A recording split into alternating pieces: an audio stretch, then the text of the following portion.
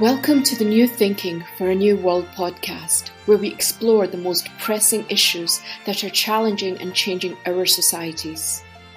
We are looking for new thinking and new solutions wherever we can find them. Listen as host Alan Stoga, the Thalberg Foundation's chairman, challenges his guests for analysis, ideas and actions. Together, we can help make our world at least a bit better. A riddle wrapped in an enigma inside a mystery. That's how Winston Churchill once described the Soviet Union. I have spent decades working on and thinking about Mexico, and I'm convinced that Churchill's description applies at least as well to that country. Consider. On the one hand, typing Mexico into Google produces endless stories about drug cartels, violence, femicide, corruption, poverty, political shenanigans. The U.S. State Department says that tourists should absolutely not travel to 6 of Mexico's 32 states, and probably that there are another 7 almost as bad. The Economic Commission for Latin America and the Caribbean says Mexico is the 5th poorest country in the Americas. And it seems that a record 2.3 million people who have been arrested trying to cross the Mexican-U.S. border illegally during the year to September 30th. On the other hand, Andrés Manuel López Obrador, the country's president, who is more than halfway through his 6-year term, commands approval ratings of around 60%, which would be the envy of almost any democratically elected president anywhere on earth. The party AMLO, as he is known, created, is far and away the dominant force in Mexican politics, well positioned to win the presidency for his successor in 2024. Almost half of Mexicans say their country is on the right path. In the United States, it's about a quarter. And more than 2/3 of Mexicans expect life to be better for them and their children 5 years from now. Mexicans, not known for being optimists, apparently are optimistic. I hope that my guest today, Jorge Castañeda, can help solve the riddle. Jorge is an academic and author, as well as a former foreign minister, and a friend and mentor to me on all things Mexican for too many decades. The last time he joined us on New Thinking for a New World, we talked mostly about his book, America Through Foreign Eyes, which has just been published. Today we'll talk mostly about Mexico. Welcome, Jorge. Hi, Alan. It's great to be here again with you. Jorge, you've known at least the last 9 Mexican presidents, starting with Luis Echeverria, who took office in 1970. You know the office of the presidency. Indeed, you ran for it at one point. Let's begin our conversation with AMLO. Mexico seems to be a mess, but the polls suggest if an election were held today, he would win again. What's the magic? Well, there is a lot of magic involved of different sorts. There is a certain institutional magic. Most Mexican presidents, with the exception perhaps of Peña Nieto, the previous one, during most of his term, and Ernesto Zedillo, the first year of his term, most Mexican presidents have very high popularity ratings, regardless of what they do or how good or bad presidents they are. It's only when things are really terrible that those ratings go down. And probably most of them would also have been reelected, again, with the exception of Peña Nieto. So there's an institutional issue involved here. Mexicans have a certain reverence for their presidents, whoever they may be. And this has been the case at least now for the past 80 years, because there's been a system which has kind of worked in the sense that presidents are all powerful, but only for 6 years. So that's one issue. The second one is AMLO himself. And he has found a way to connect with the Mexican people through channels and in ways that are very Mexican, although I find them to be should be very much criticized. Basically, I think he appeals, like other people in other countries, and I think you'll find this somewhat familiar out. He appeals to the worst sentiments of the Mexican people. And the Mexican people, like the American people, like the Brazilian people, like the French people, like everybody, have their enormous virtues and their enormous defects. No society, no people is perfect, devoid of defects. But most leaders, most of the time, do not appeal to the worst of their peoples. They try to appeal either to the best or somewhere in the middle. López Obrador appeals to the worst. Let me give you an example, something silly. He has been photographed, I don't know how many times, in an extraordinarily sloppy, disheveled attire. His shoes dirty, even with a suit. His tie poorly knotted. The neck of his shirt, collar of his shirt, out of place. His belly protruding more than it usually does, and it does a lot. Okay. One would say Mexicans, or other people would say, well, Jesus, maybe he should be a little more careful in how he presents himself in public. No, what he's telling Mexicans is, look, I'm like you.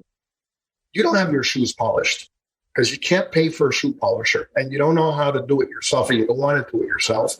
And, and you're sloppily dressed, and yeah, you're not very attractive in terms of how you handle yourself, hold yourself, etc. I have a back problem. I don't sit properly. Yes, I'm overweight. I was like you.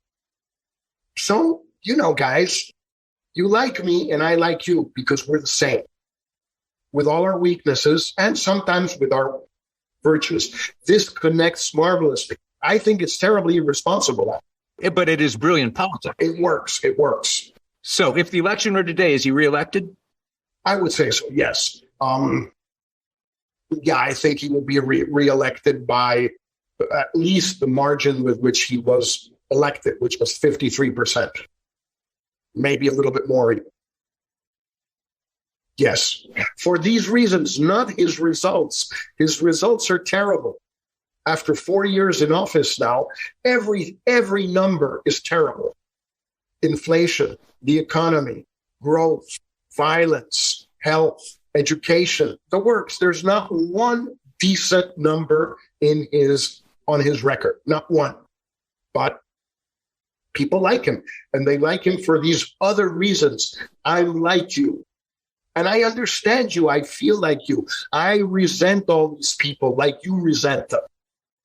I hate these people, the white, rich, elitist, arrogant snobs of Las Lomas. I hate them, and you hate them. We both hate them. I have to get along with them, but I feel your pain. It's not I feel your pain. I feel your anger. I feel your resentment. I feel your impotence. He's very good at it.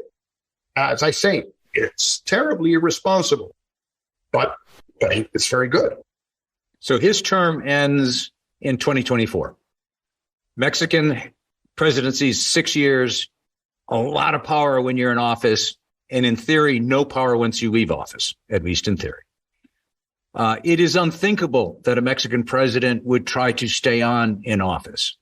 Hasn't happened. It's been thought about, it's been talked about, but it hasn't happened. Is there any chance that he would try to change that long-standing fact? No, I don't think so. I think he was tempted to do so the first couple of years of his term, when things were going well or not so badly. In other words, not his popularity, but his results, his actual performance. After the pandemic and after the violence has continued, and after we'll have a 6-year term of virtual flat growth, zero growth in the economy over the 6 years. I think he was tempted, but he decided not to do so. And I don't think there's any possibility that he will even try. And I'm sure that he will not succeed. Will he disappear into the night, or will he have some kind of continuing influence, do you think? Well, that's a big discussion in Mexico. My sense, and it is not a majority opinion at all, but it's my sense, is that he is unique among Mexican presidents since the 1940s or even the 30s, in the sense that, first of all, he ran twice before he was elected.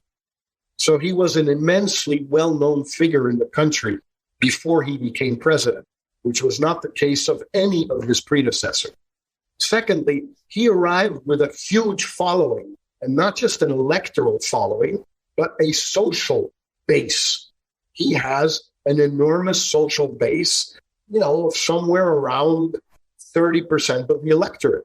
The other 25% that may vote for him or that voted for him agree with him or support him, and then they can abandon him, desert him or whatever. But he has a huge social base.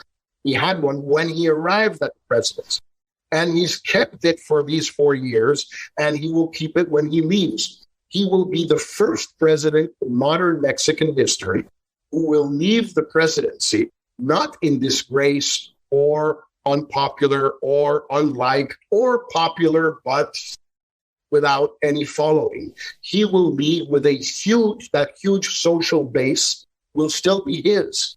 And so I don't think he will fade off into the night at all. I think he will continue to be a political force in Mexico, trying to make sure that the things he has done are not reverted, and that the things he couldn't accomplish or couldn't finish be taken to the bitter end.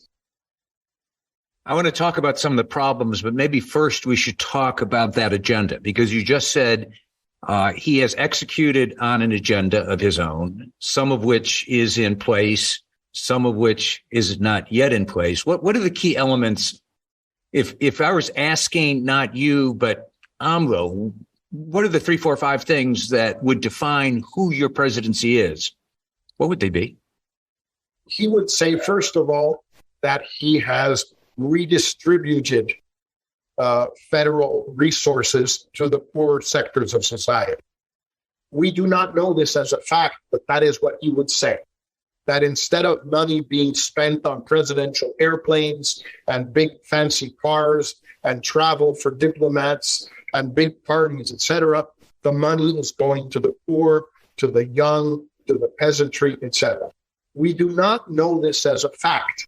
We know, of course, that it's ridiculous to think that by moving out of Los Pinos, which was the traditional Mexican presidential residence and offices, to the National Palace, we know he didn't save any money, and consequently that there's no money to give away to the poor coming from that. We know he tried to sell the presidential plane and doesn't use it. He wasn't able to sell it, so no money came from that. We don't know if this is true, but the first thing he would say is, I have taken money from rich government bureaucrats and ridiculous expenditures on luxuries and boondoggles and everything, and given it to the poor. That's the first thing he would say.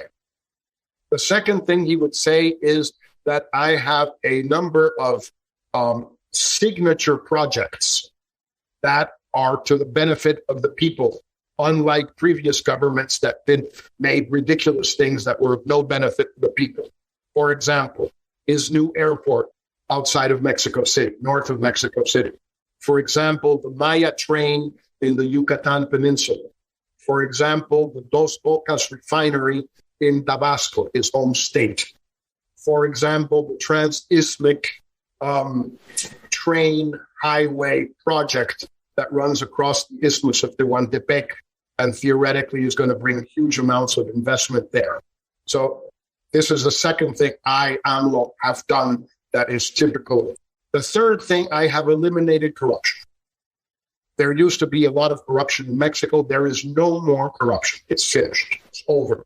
And the reason it's finished is because we have an honest president who is not corrupt. And the minute you have a president who's not corrupt, by definition, everybody else is not corrupt. That's the way it is. So that's the third thing he would certainly emphasize. And you would probably say something to the effect that he has given the presidency back to the people, that the presidency was taken away from the people. Nobody knows exactly when, but it was. And he has given it back by living in the palace and instead of Los Pinos, by traveling commercial instead of in a presidential plane, by using a small car instead of a huge motorcade, by dressing the way he dresses, by speaking the way he speaks, by doing all these things. He has given the presidency back to the people. These would be, I guess, the way he would characterize his 4 major achievements. It's fascinating that they are, from my perspective at least, more form than substance, that they're not in traditional policy terms or defined as solving what you or I might think of as traditional problems. So let's talk about some of the problems then. Violence. August in Mexico was a particularly nasty month. At least 25 convenience stores burned down in Guanajuato, cars set ablaze in towns all along the border, dead civilians, drug cartels flaunted their immunity, literally challenging the government and police forces to show up and do something about it. The police were clearly outgunned, and the last thing they wanted to do was to lose a battle. Are places like Guerrero, Michoacan, Sinaloa, Tamaulipas, Zacatecas failed states? President's strategy, which he doubles down on in words, if not in facts, of hugs, not bullets, sure as hell doesn't seem to be working. How do you think about violence? How do you think about violence in Mexico?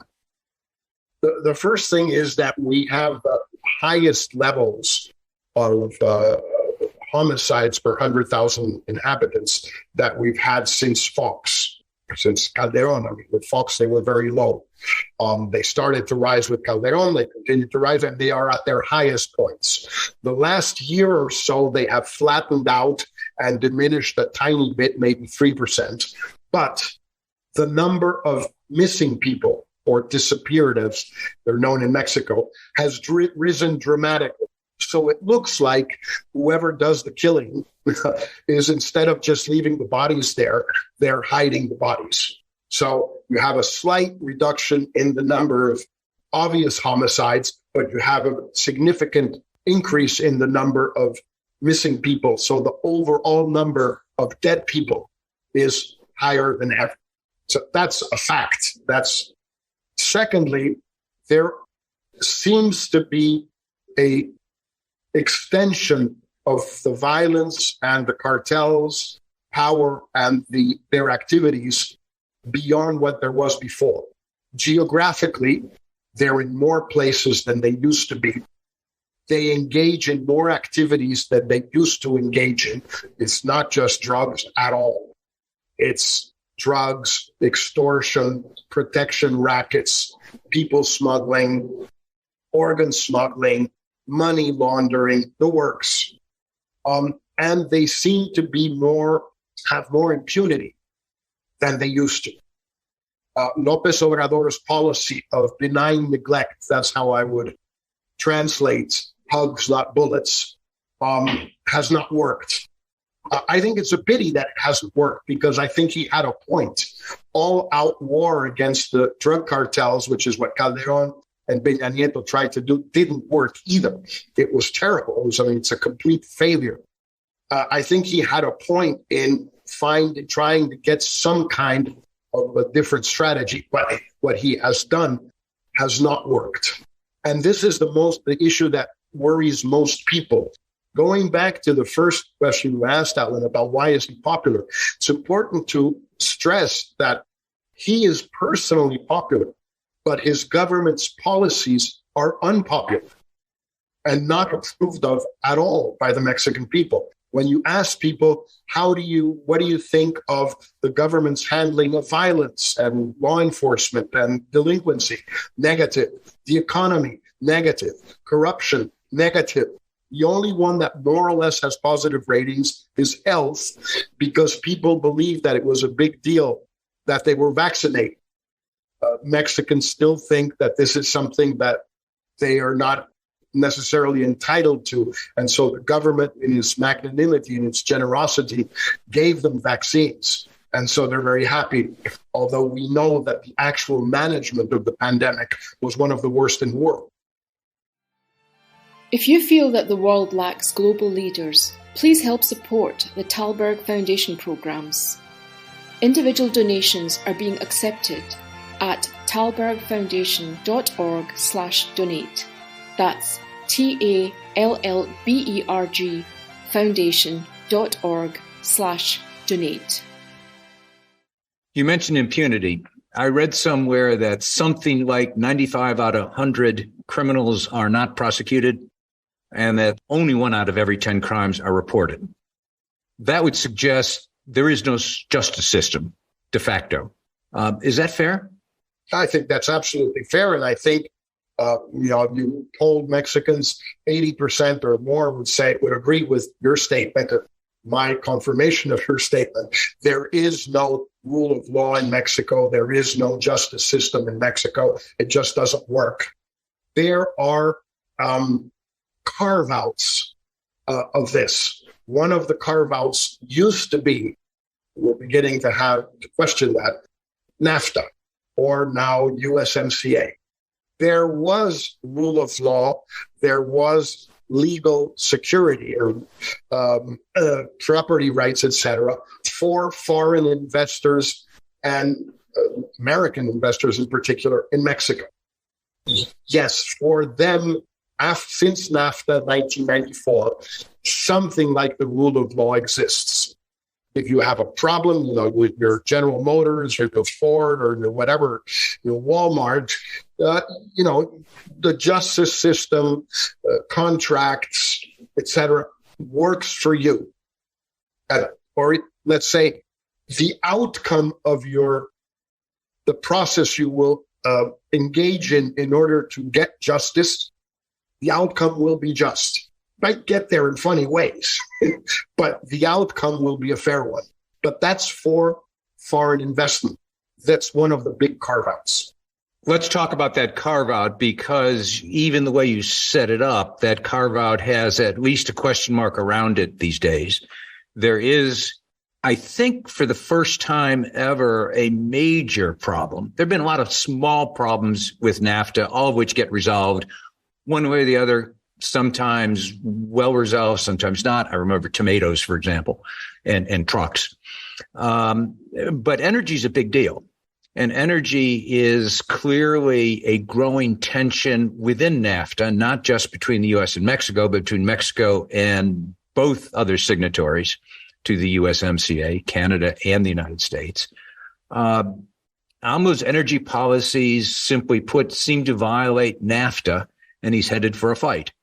It's hard to say. The first point I would make is that during NAFTA's first 25 years, and now the first year or two of USMCA, the United States had never posted a formal complaint against Mexico for non-compliance with NAFTA.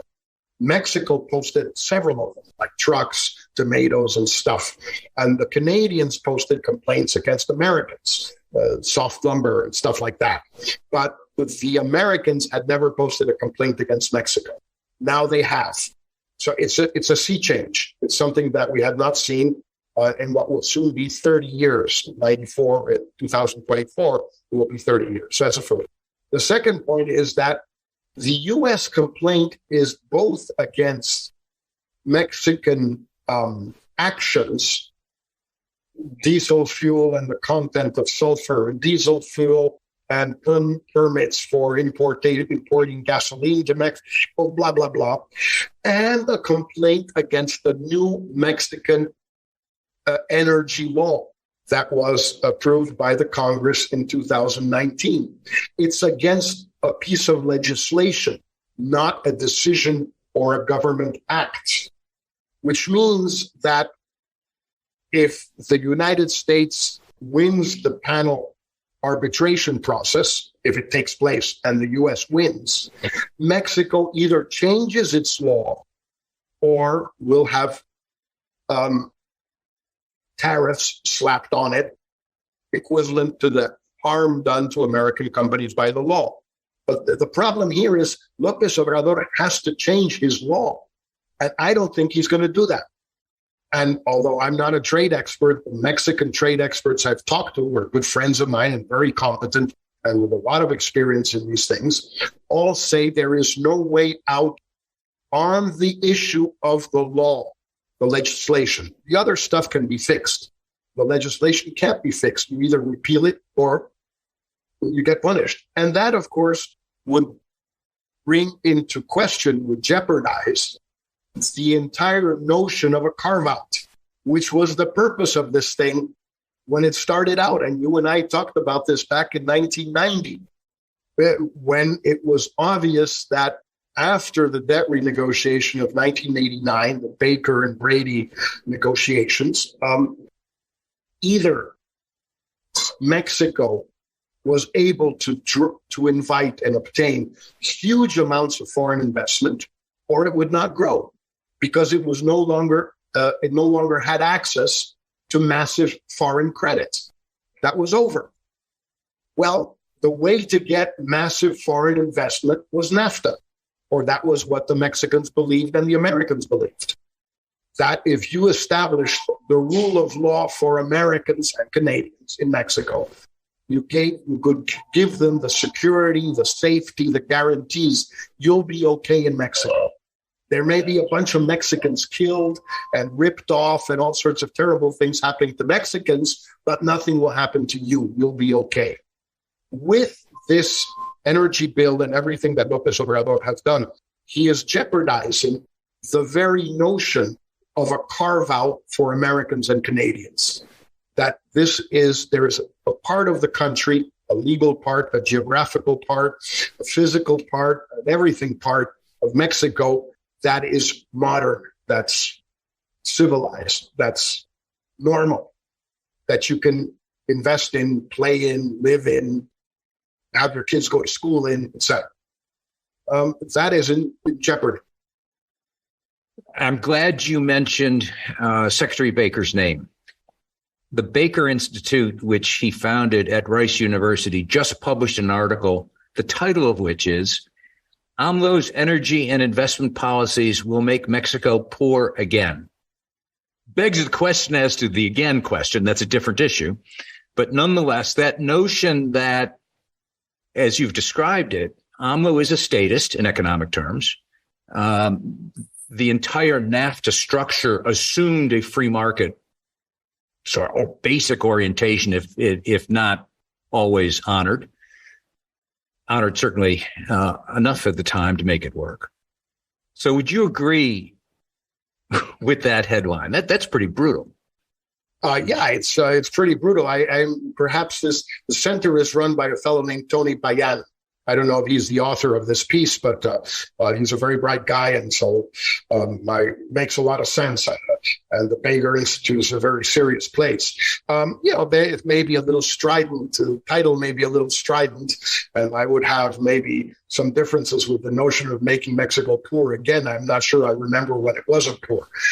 I'm getting on in years, but I think what is true is that by, as I say, jeopardizing or endangering the structure that has been in place since 1994, which is perhaps centered on NAFTA and USMCA, but not limited to NAFTA and USMCA, but includes the energy reform of 2014, includes a lot of the liberalization policies that Cedillo and Fox and Calderon put in place, includes the idea that you try and have something like a freer market with fewer monopolies and more competition, and something like the rule of law, at least in the business side of the country. All of that, I think, López Obrador is endangering. And if you endanger that, you're going to endanger, put at risk, the mediocre growth we have had since NAFTA. Because, I'm sure the author of that article knows this. We may not emphasize it. But the average rate of growth of the Mexican economy from 1994 to 2018, before AMLO, was 2.2%. For an economy like Mexico's, this is nothing. Now, a lot of people would make the case, but without NAFTA, it would have been much less. Maybe. But these are not impressive results. So it's not that things were fantastic, but they were certainly better than they are now. López Obrador would have loved to have had 2% annual growth for his 6 years. That would be 15% over the 6 years. That'd be great.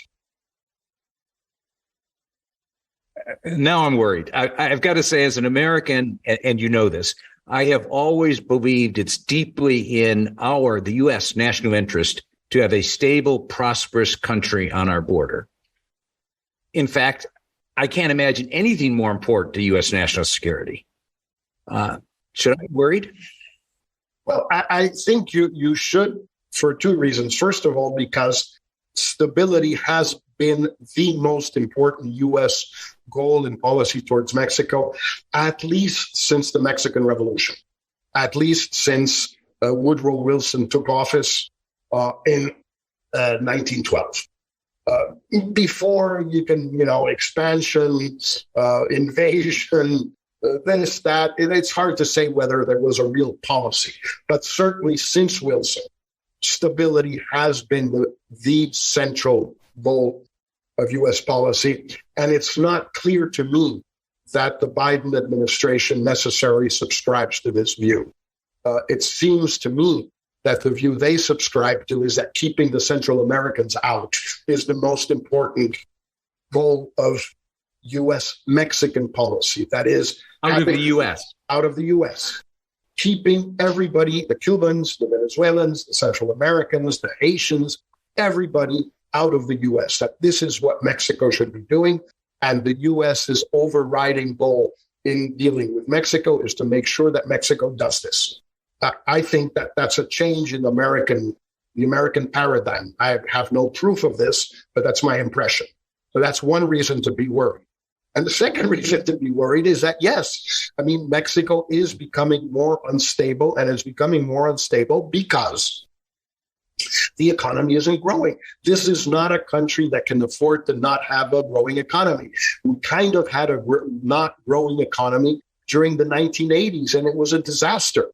All sorts of very terrible things happened to Mexico and in Mexico during the 1980s. And it's taken us a long time to try and recover from those losses. And now you have a stagnant economy.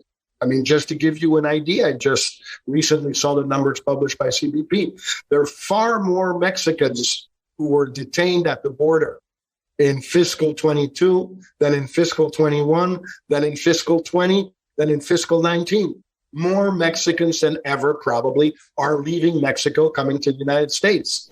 And you have to remember, a lot of Mexicans aren't caught. In other words, the Central Americans, the Cubans, they see a border patrol guy, they say, thank God. And they go and say hello and say, hey, lock me up. That's what I came here for. The Mexican sees a border patrol guy and he runs away. That's what he wants. He doesn't want to be, he's not asking for asylum. He's coming to see his cousin in New York City and to find a job in the same restaurant or flower shop or construction site. So those numbers for the increasing number of the growth in Mexicans coming to the U.S. underestimates the total. An unstable Mexico is a nightmare for the United States from every point of view. A lot of people don't know this, Alan, you do. There are more Americans living in Mexico, not tourists, living in Mexico than in any other country in the world. Well over 1 million, probably 1.5 million, than in any country in the world. By the way, I think they're right. It's the best deal you can get. You live on American dollars and you spend in Mexican pesos. It's a hospitable country. It's a generous country. It's a beautiful country. They have the time of their lives. The young ones are now doing remote work from the Condesa neighborhood in Mexico City, and the snowbirds and the retirees in San Miguel Allende. They have the time of their lives. But 1.5 million Americans in Mexico are one hell of a potential danger issue for the United States in an unstable Mexico. Oh, I go back to my point. There is nothing more important to American national security than stability and prosperity, I would argue, in Mexico. And it is remarkable. Pre-COVID, the number of Mexicans moving to the United States had collapsed. This was about Central Americans, and it was about Cubans, it was about Haitians. Mexicans were staying home, and now that has shifted, which it's a good point. It's a bad development, but it's a good point as an indicator of conditions in Mexico. Houston, we have a problem. Absolutely. It's just one indicator, but there's more. It's a complicated situation. I mean, it's not, it's an economic situation. You say prosperity. I would say the hope of prosperity, the perspective of prosperity. Mexico has never been, unlike what the gentleman from the Baker Institute says, a non-poor country. It's always been a poor country.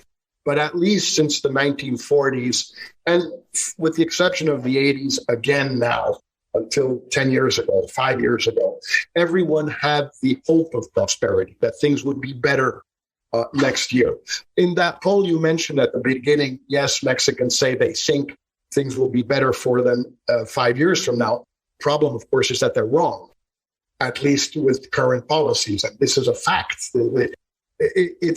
It's the hope of prosperity, but some reality of an improvement in your standard of living.